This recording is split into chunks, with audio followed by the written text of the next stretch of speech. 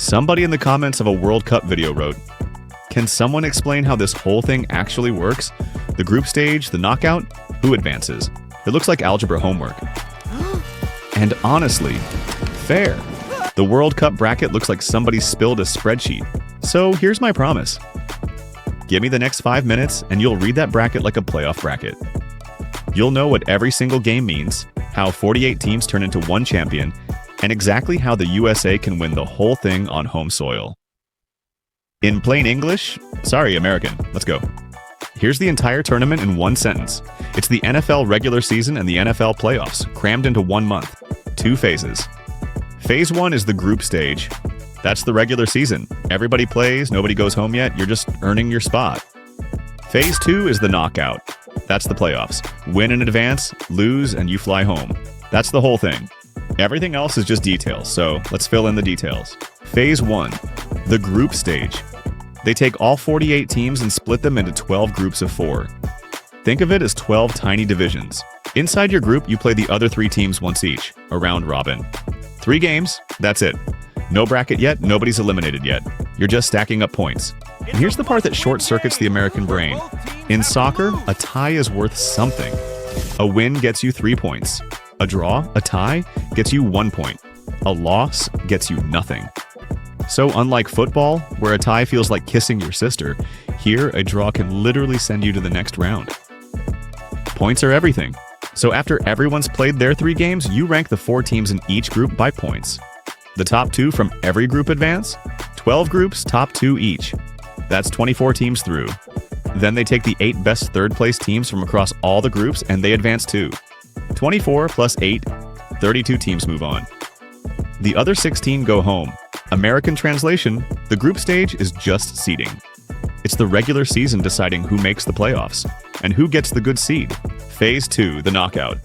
Now it becomes a bracket, and now it's exactly March Madness, single elimination, 32 teams, win or go home.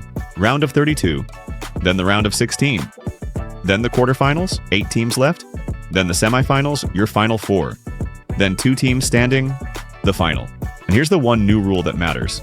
In the knockout, there are no ties allowed. None. In the group stage, a draw was fine. In the playoffs, somebody has to win. So if it's tied after 90 minutes, they play extra time.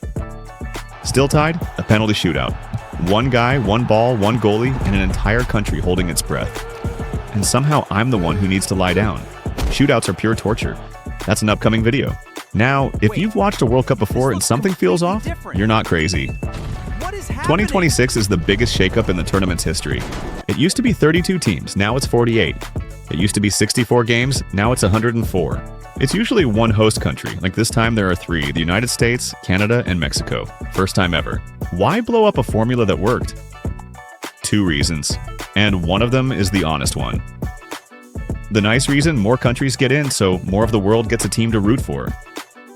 The honest reason, more games means more tickets, more TV, more money. It's the NFL adding a 17th game and another playoff seed. Same exact playbook. What it means for you, more soccer, more upsets, and a way better chance that some tiny country you've never heard of becomes the Cinderella story of the summer. Speaking of, here's how Team USA actually plays for this thing. Because they're hosting, the United States, Canada, and Mexico all got in automatically. No qualifying, so the USA is in the field, playing in front of home crowds, in cities like LA, Dallas, Atlanta, and New York. Has the US men's team ever won a World Cup? No, never even been close. But hosting is the single biggest edge in sports. Home field, home fans, no jet lag, no 20-hour flights. If there were ever a year to bet on a breakthrough, it's the one happening in your backyard. So let's put the whole machine together.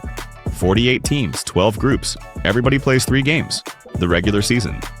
Top 2 plus the 8 best third-place teams, 32 advance. Then the bracket. 32, 16, 8, 4, 2. And on July 19th at MetLife Stadium just outside New York City, 1 team lifts the trophy. 48 became 1. That's the entire tournament. And now you can look at that bracket and know exactly what every game means. Which, trust me, is more than most of the people you'll be watching with. Next up, I'll show you the soccer version of every NFL position, so you know what all 11 players on the field are actually doing out there. Subscribe, and it'll be waiting for you.